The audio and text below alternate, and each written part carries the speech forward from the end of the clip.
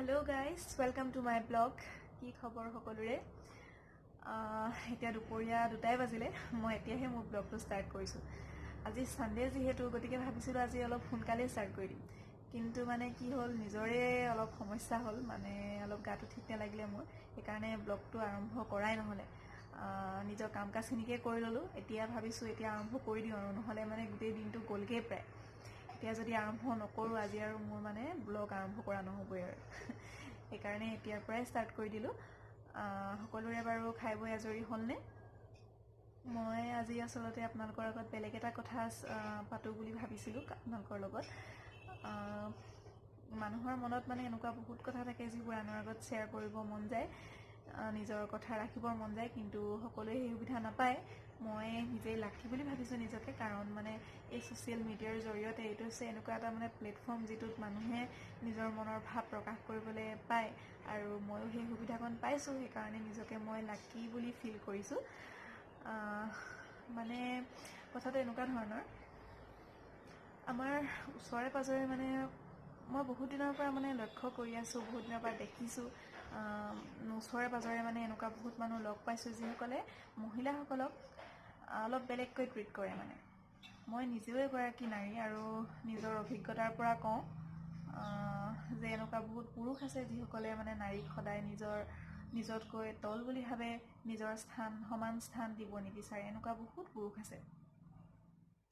এতিয়া সময় মানে ক'ৰ পৰা ক'ৰ পালেগৈ, কিন্তু মানুহৰ চিন্তাধাৰা সেই তাতেই আছে, মানে সেই এলান্ধকলীয়া যুগতেই আছে চিন্তাধাৰা যে মহিলাসকল সদায় মানে কি হয় তলত থাকিব লাগিব। তেওঁলোকে অৱশ্যে ক'ৰবাত তাৰ ব্যতিক্ৰমো নোহোৱা নহয়, সেইটো মই ক'বলৈ নাযাওঁ। আজি মোৰ বিষয়টো অলপ বেলেগ, বিষয়টো মহিলাসকলক লৈ। মানে এনেকুৱাও বহুতে কয় এনেকৈ, যে বহুতে ভাবে এনেকুৱা বহুত পুৰুষে যে নাৰী যিহেতু পুৰুষ বাদ দিয়া আনকি মানে বহুত নাৰীয়েও নিজে ভাবে যে নাৰী হৈ জন্ম যেতিয়া লৈছে মানে সদায় কি বুলি কয় এইটো পানীৰ দৰে হ'ব লাগিব নাৰী। এনেকৈ বহুতে মানে এনেকুৱা পানীৰ দৰে হ'ব লাগিব, যে যিটো পাত্ৰতে থয় সেইটো পাত্ৰৰে আকাৰ ল'ব লাগিব। এনেকুৱা মহান মহান ডাইলগ দিয়াও বহুত পুৰুষ ওলাব। মই নিজেই মানে পাইছোঁ এনেকুৱা বহুত মানুহ, গতিকে তেনেকুৱা মানুহো আছে। কিন্তু আচলতে তেনেকুৱা হ'ব লাগে কিয়? আৰু এইটো কথা হ'ল নেকি যে পুৰুষ মানে কি অলপ বেলেগ স্থানত থাকিব, নাৰী মানে তেনেকৈ থাকিব? এইটোতো কথা নহয় কোনো। কি হয়, নাৰীয়ে যে মানে কি প্ৰতিটো ক্ষেত্ৰতে এডজাষ্ট কৰিব লাগিব, ভালে বেয়াই, ভুল হ'লেও মনে মনে থাকিব লাগিব, মাত মাতিব নোৱাৰিব, এইটো কেনেকুৱা কথা?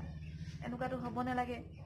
কাৰণ দুয়োৱে সমান, দুয়োৱে মানে কি হয় পুৰুষ আৰু নাৰী দুয়ো হৈছে সৃষ্টিকৰ্তাৰ মানে সমানকৈ দুয়োকে সৃষ্টি কৰিছে ভগৱানে।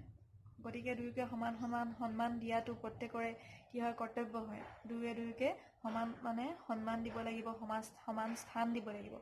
আমাৰ সংবিধানতো আছে সমান স্থানৰ বিষয়ে, কিন্তু সেইবোৰতো বাৰু বহুত দূৰৰে কথা, সেইবোৰে বহুতকে ঢুকি পোৱাগৈ নাই। কিন্তু মানে আমাৰ নিজৰ ঘৰতে বহুত নাৰী মানে অৱহেলিত, যিটো স্থান পাব লাগে সেইটো নেপায়।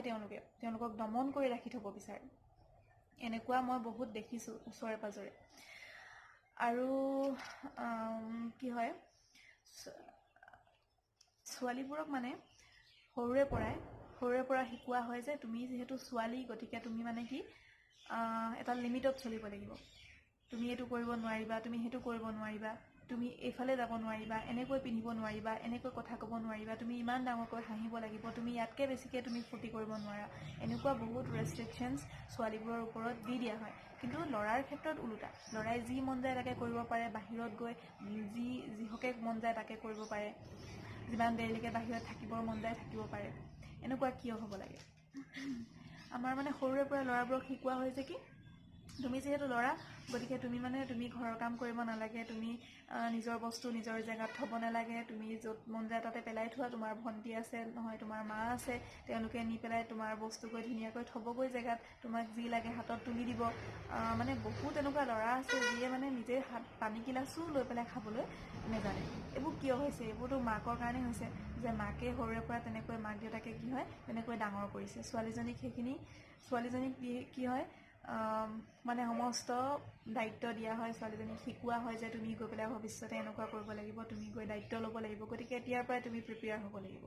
কিন্তু ল'ৰাবোৰক তেনেকুৱা একো কৰিবলৈ কোৱা নহয়। কিন্তু এখন সংসাৰ অকল কি ছোৱালীৰে হয় নেকি? ল'ৰা আৰু ছোৱালী দুয়োৰে মিলি এখন সংসাৰ হয়, গতিকে দায়িত্বওতো দুয়োৱে ল'ব লাগিব।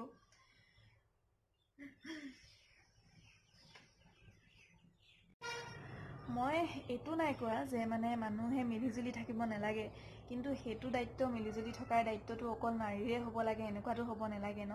এখন ঘৰত মানে কি হয়, পুৰুষ নাৰী যি লগত থাকে যিহেতু, গতিকে দুয়োৰে সেইটো দায়িত্ব থাকিব লাগে। সেইটো মানে কি হয়, দুয়োৰে সেইটো কৰ্তব্য হয় মিলিজুলি থকাটো, সকলো কাম শ্বেয়াৰ কৰাটো, ইটোৱে সিটোক সন্মান কৰাটো, ইজনে সিজনক, সেইটো কি হয়, দুয়োৰে দায়িত্ব হয়।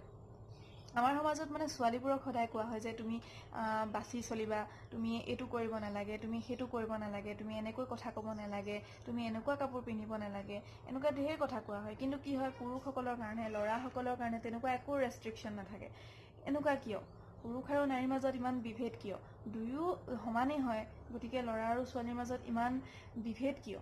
এতিয়া ধৰি লওক এনেকুৱা হয় যে ল'ৰাবোৰক সৰুৰ পৰা শিকোৱা হয় যে ল'ৰাই মানে কি হয়, ঘৰ চাফা কৰিব নালাগে, ল'ৰাই ঘৰৰ কাম কৰিব নালাগে, যেনেকৈ মন যায় তেনেকৈ থাকিব পাৰে, য'ত মন যায় তাতে কাপোৰ কানি পেলাব পাৰে, দায়িত্ব ল'ব নালাগে নিজৰ কামখিনি, এটলিষ্ট বাকীবোৰ কাম বাৰু বেলেগেই, নিজৰ কামখিনি নিজে নকৰিলেও হয়। ঘৰত যিসকল ভনীয়েক আছে বা কোনোবা আছে, মাক আছে, সেইসকলে মানে কৰিব সেইবোৰ কাম, তেওঁলোকৰ কামখিনি তেওঁলোকে কৰিব, কাৰণ সেইসকল নাৰী হয়, ছোৱালী হয়, মহিলা হয়, গতিকে সেইবোৰ কাম মানে মহিলাৰহে, পুৰুষেতো নকৰে সেইবোৰ কাম। এনেকৈ মানে বহুতে কি হয়, এনেকৈ ভাবে। আৰু এইখিনি সময়তে মোৰ হাজবেণ্ডৰ কথা ক'বলৈ মন গৈছে। তেওঁ মানে মোক যি ধৰণে তেওঁ ট্ৰিট কৰে, তেওঁ মোক যিমান মানে সন্মান কৰে, মোক ব্যক্তি হিচাপে মানে তেওঁ সন্মান কৰে, তেওঁ মোৰ ব্যক্তিত্বক সন্মান কৰে, আৰু তেওঁ মোক মানে সমান স্বাধীনতা দিছে, তেওঁৰ সমান স্থান দিছে, তেওঁ যি মানে ময়ো সেই তেনেকুৱাই। গতিকে মানে মই সেইকাৰণে নিজেই লাকি বুলি ভাবোঁ নিজকে, তেনেকুৱা এজন মানুহ মানে নিজৰ স্বামী হিচাপে পাই মই নিজকে লাকি বুলি ভাবোঁ। এনেকুৱাই হ'ব লাগে প্ৰত্যেক ছোৱালীৰে, মানে প্ৰত্যেকজন ল'ৰা এনেকৈ মানে এনেকুৱা চিন্তাধাৰাৰে মানে অধিকাৰী হ'ব লাগে যে যাতে মানে তেওঁ নিজৰ পত্নীক, নিজৰ ছোৱালীজনীক, নিজৰ ঘৰৰ মহিলাগৰাকীক, মাকক মানে সেইটো স্থান যাতে দিব পাৰে, তেনেকৈ মানে হ'ব লাগে। সমান বুলি যাতে ভাবিব পাৰে যে তাইৰো যে এটা নিজৰ মানে স্পেচ লাগে, তাইকো যে মানে নিজৰ এটা হেৰি লাগে, সেইটো যাতে বুজিব পাৰে, সেইটোৱে হ'ব লাগে। কিন্তু আমাৰ মানে ওচৰে পাজৰে এনেকুৱা সমাজত মানে আমাৰ সমাজত এনেকুৱা বহুত মানুহ আছে যিসকলে নিজৰ পত্নীক দমন কৰি ৰাখিব বিচাৰে, আৰু মানে মহিলাসকলো এই ক্ষেত্ৰত মানে অভ্যস্ত হৈ যায়। তেনেকৈ থাকি থাকি তেওঁলোকেও মানে তেনেকৈ অভ্যস্ত হৈ যায়, নিজকে তেনেধৰণে ভাবিবলৈ লয়। সেইটোৱে, কিন্তু আচলতে তেনেকুৱা হ'ব নালাগে। মই সদায় নিজেই মানে ল'ৰা আৰু ছোৱালীৰ মাজত সমানতাক বিশ্বাস কৰোঁ, আৰু মোৰ নিজৰো এজনী ছোৱালী আছে, এটা ল'ৰা আছে। ছোৱালীজনী বাৰু সৰু হৈ আছে, ল'ৰাটো অকণমান ডাঙৰ হৈছে। তাক মই মানে দুয়োকে কি হয়, সমান স্থান দিছোঁ দুয়োকে, আৰু সমান ফ্ৰীডম দিছোঁ দুয়োকে। গতিকে এটাকো মানে মই তাক ল'ৰা বুলি তুমি এইবোৰ কাম শিকিব নালাগে, বা তাই ছোৱালী বুলি তাই এইখিনি কাম শিকিব লাগিব, এনেকুৱা ক'বলৈ মই নাযাওঁ। মই দুয়োকে সমান সমান শিকাইছোঁ, যিটো কাম তাই কৰিব লাগিব সেইটো কাম সিও কৰিব লাগিব। গতিকে দুয়োৱে মানে কি হয়, আৰু এনেকুৱা কৰিলেহে মই ভাবোঁ ভৱিষ্যতে মানে ভাল নাগৰিক হৈ তেওঁলোক গঢ়ি উঠিব। মই মাথো ইয়াকে ক'ব বিচাৰোঁ যে ব্যক্তি হিচাপে প্ৰত্যেকে প্ৰত্যেকক সন্মান কৰা উচিত। পুৰুষেই হওক বা মহিলাই হওক, প্ৰত্যেকে নিজৰ নিজৰ প্ৰাপ্য সন্মান পাব লাগে, ইমানটোৱে কথা আৰু। কাৰণ মানে বেছি সহ্য কৰাটো ভাল নহয়, বহুত মহিলাই সহ্য কৰি থাকে, সেইখিনি মানে এটা সীমালৈকেহে কৰাটো উচিত, যে সীমাটো পাৰ হৈ গ'লে মানে তাতকৈ বেছি সহ্য কৰিব নালাগে। নিজৰ অন্ততঃ মানে নিজৰ হেৰিখিনি, ব্যক্তিত্বখিনি অটুট ৰাখিব লাগে, আৰু তাত আঘাত সানিলে মানে সিমানখিনি সহ্য কৰি থাকিব নালাগে, মই তেনেকৈ ভাবোঁ। বাৰু আজি বহুত চিৰিয়াছ কথা পাতিলোঁ, হয়তো কাৰোবাৰ ভাল নালাগিবও পাৰে বাৰু, কিন্তু তথাপি উপায় নাই, মই এনেকৈ ভাবোঁ, আৰু যিটো মই ভাবোঁ মই সেইটোৱে স্পষ্টকৈ কৈছোঁ।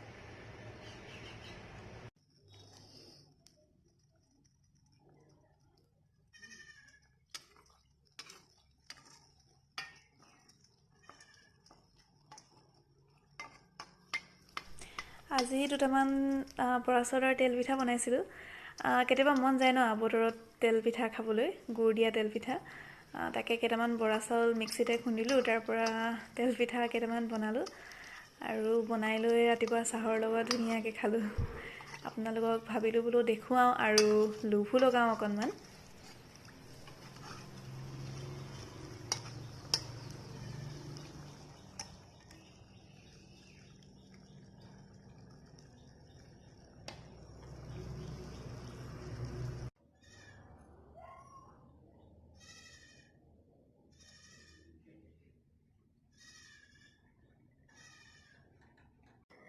এতিয়া দুপৰীয়াটো কেতিয়াবাই হ'ল বাৰু, বহুত দেৰিয়ে হ'ল।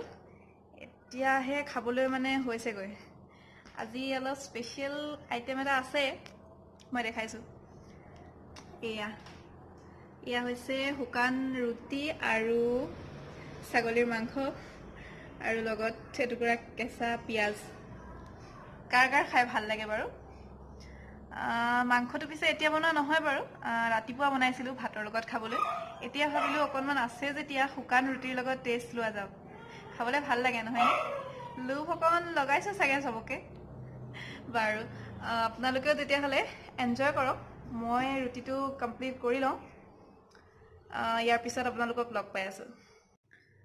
এতিয়া দেখিছে চাগে বিচনাতে অলপ আৰাম কৰিছোঁ, মানে গধূলি হ'ল।